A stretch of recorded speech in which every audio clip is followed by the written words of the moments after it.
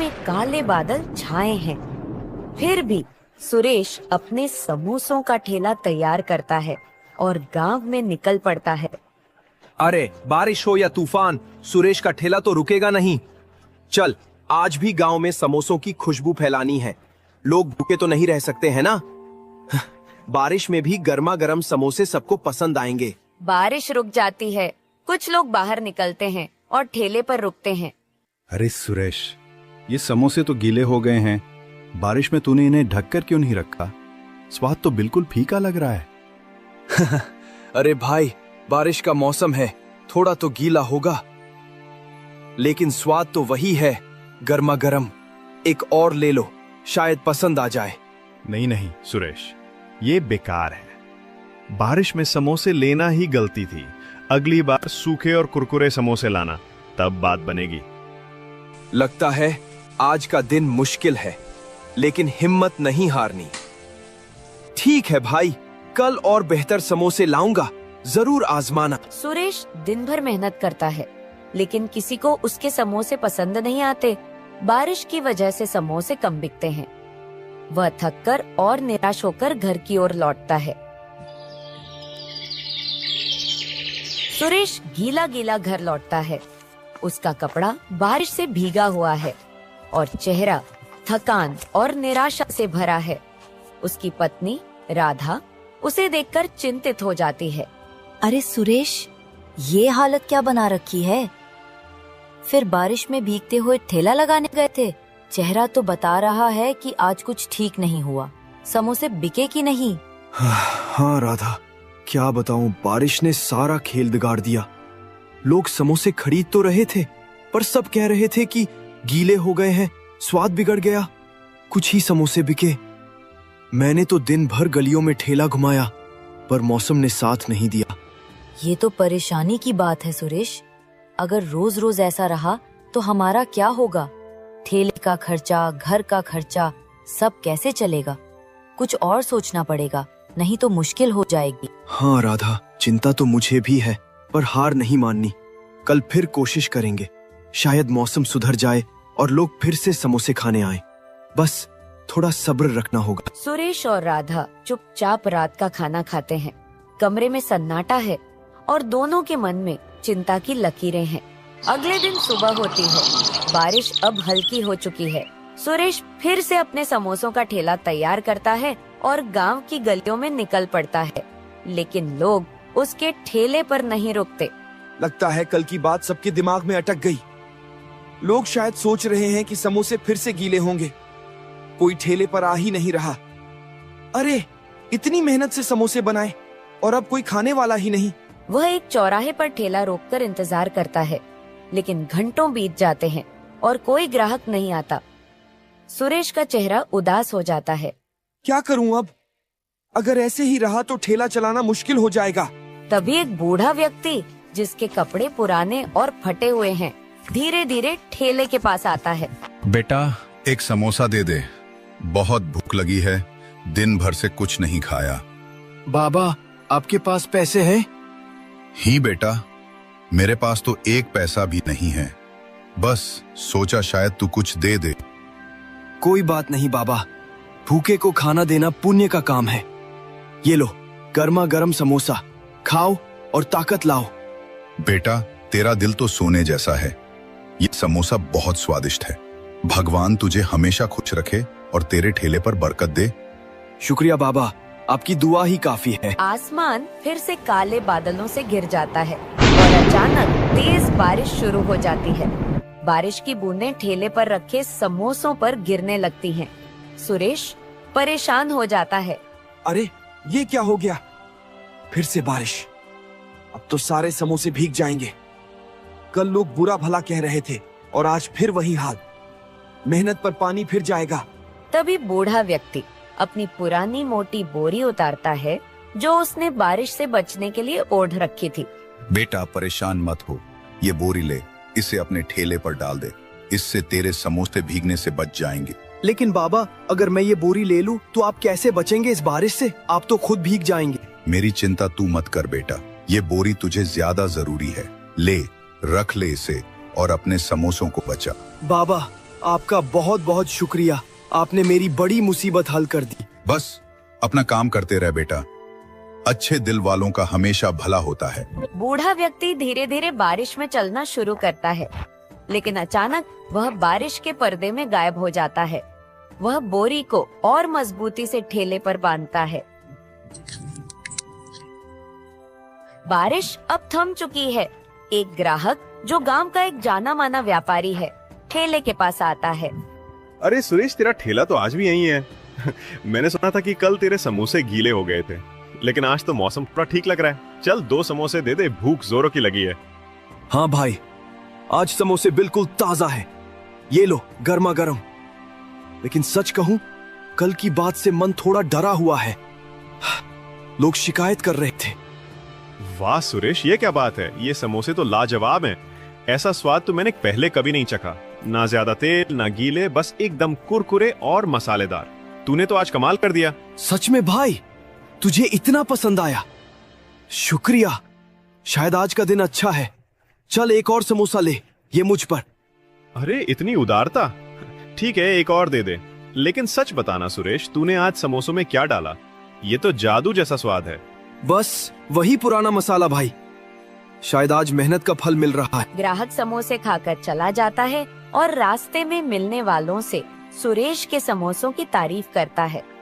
धीरे धीरे और लोग ठेले की ओर आने लगते हैं।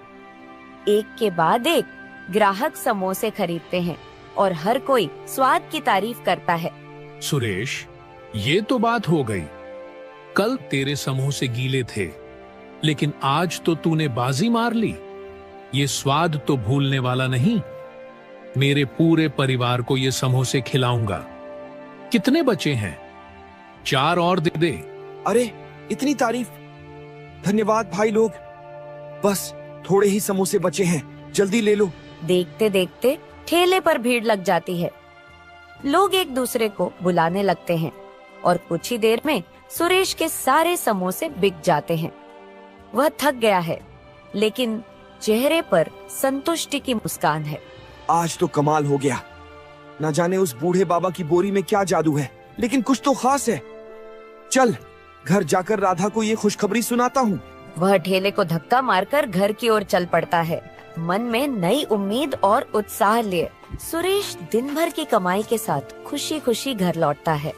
अरे सुरेश, आज तो तुम्हारा चेहरा चमक रहा है, जैसे कोई खजाना मिल गया हो। क्या बात है? लगता है ठेले पर आज कुछ खास हुआ। जल्दी बताओ, समोसे बिके कि नहीं? कितने बिके? राधा, आज तो कमाल हो गया। सारे समोसे बिक गए, एक भी नहीं बचा।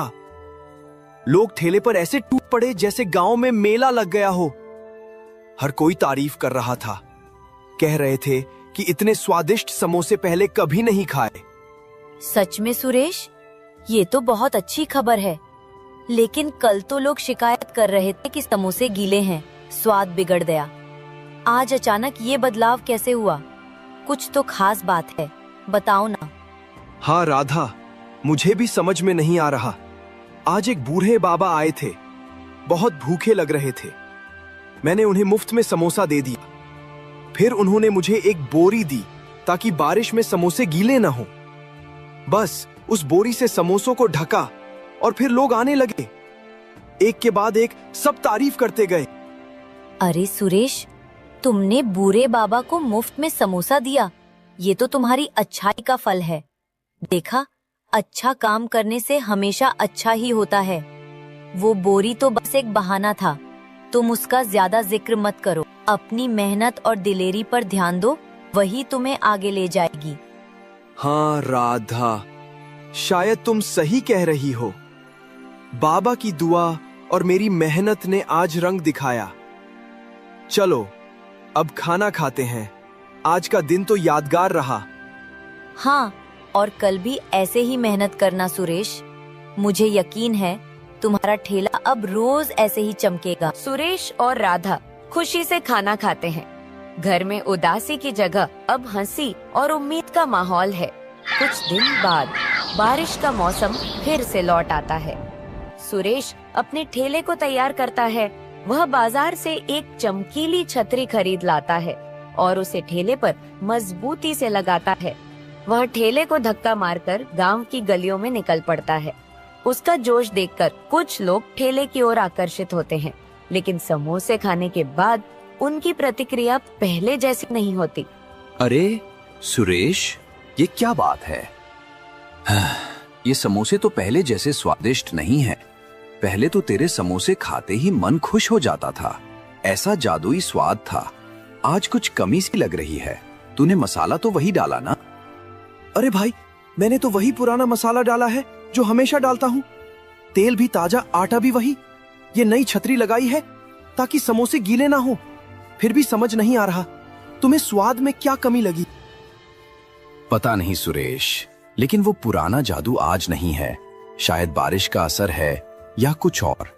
अगली बार पहले जैसे समोसे लाना, तभी आएंगे। सुरेश, ये तो निराशा हो गई।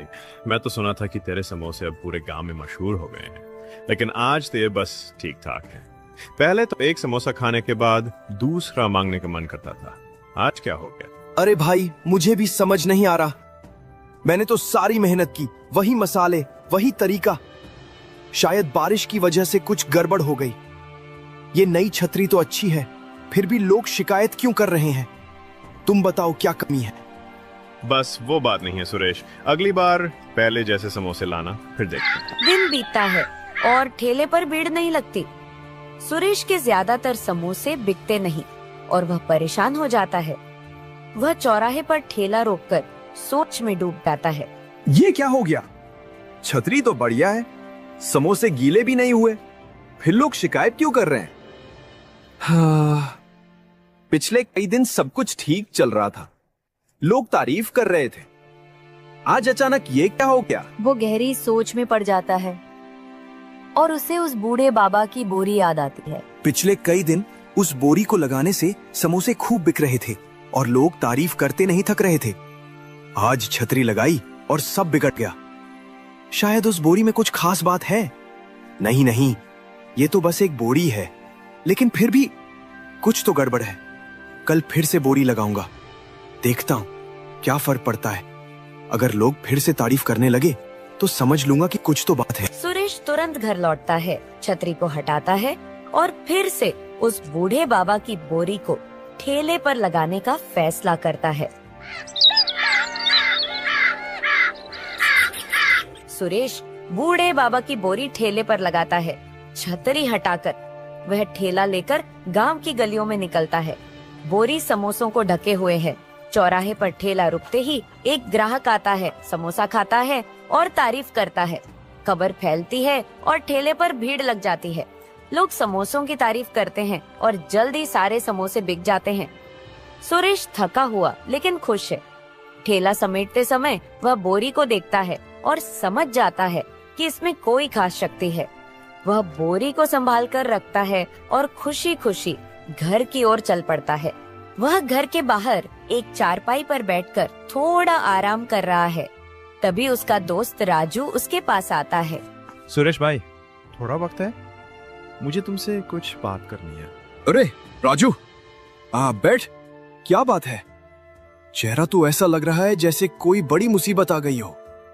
बता, क्या हुआ? सुरेश भाई, सच कहूं तो मैं बहुत परेशान हूं। कई दिनों से कोई काम नहीं मिल रहा। बाजार में कोई दुकानदार मुझे रखने को तैयार नहीं।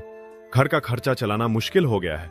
सोचा तुमसे बात करूं, शायद तुम अपने ठेले पर मुझे रख लो। थोड़ा बहुत हाथ बटा दूंगा, कुछ काम कर लूंगा। राजू, मैं तुम्हारी परेशानी समझता हूँ, लेकिन सच कहूँ मेरे ठेले पर अभी इतना काम नहीं है कि किसी को रख सकूं। मैं और राधा मिलकर सब संभाल लेते हैं।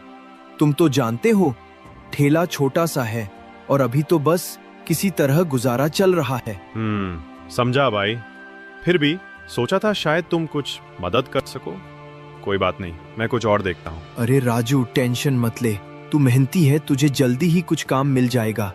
बस हिम्मत रख और गांव में इधर उधर पूछता रह, कुछ न कुछ जरूर निकलेगा। राजू चुपचाप सिर हिलाता है और निराश होकर चला जाता है। सुरेश उसे जाते हुए देखता है और उसके मन में राजू की परेशानी के लिए थोड़ा दुख होता है, लेकिन वह अपने ठेले के काम में व्यस्त है। राजू अपने घर लौटता है और अपनी पत्नी से बात करता है। सुरेश ने मुझे काम देने से मना कर दिया। कहता है ठेले पे इतना काम नहीं है, लेकिन मैंने देखा है कभी उसके समोसे बेकार हो जाते हैं और कभी एकदम से इतने स्वादिष्ट कि सारा गांव तारीफ करता है। अब तो उसका ठेला रोज चल रहा है, पता नहीं वो क्या जादू करता है। मुझे तो लगता है उसमें कुछ राज है। सच में? फिर तो तुझे पता लगाना चाहिए राजू। शायद उसने कोई खास तरीका ढूंढ लिया है।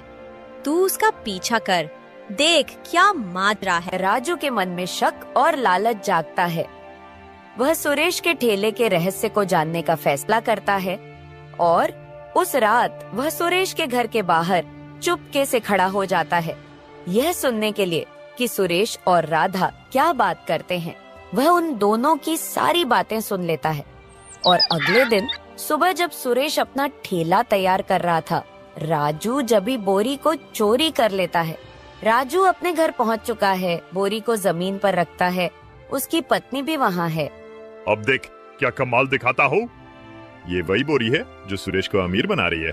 बोरी बोरी आटा निकाल। कोई जवाब नहीं आता, बोरी शांत पड़ी है। बोरी बोरी सोना निकाल। अरे कैसी बोरी है ये? कुछ भी तो नहीं कर रही, एक पत्थर तक नहीं निकाल सकती। सोना तो दूर की बात। तभी बोरी से ढेर सारे पत्थर निकलते हैं और दोनों पर गिर जाते हैं। दोनों पत्थरों में दबे पड़े हैं। सुरेश को उसकी ईमानदारी और दयालुता का इनाम मिला, जबकि राजू को अपनी चोरी और लालच की सजा। ये कहानी हमें सिखाती है कि जो दूसरों की भलाई करता है, कुदरत खुद उसकी मदद करती है, और जो छल करता है उसका अंत हमेशा